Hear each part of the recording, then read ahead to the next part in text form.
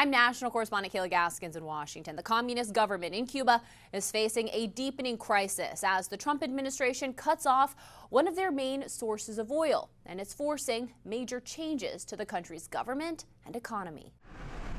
The Cuban government in crisis, blackouts, food shortages, and a collapsing energy grid.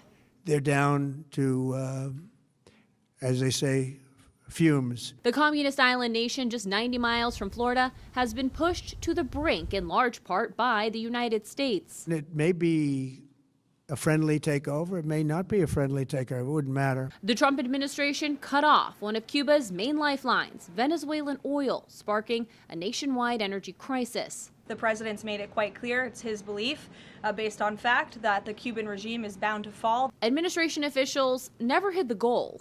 Will you make a public commitment today to rule out U.S. regime change in Cuba?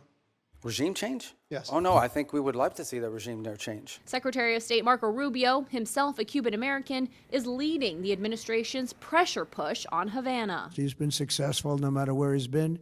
He also speaks the language, which is always nice and always helpful. For years, Cuba relied heavily on its close ally, Venezuela, for discounted oil. But when the U.S. removed Venezuelan dictator Nicolas Maduro from power earlier this year, that pipeline of cheap energy dried up, and the dominoes began to fall. Now, signs of unrest are emerging.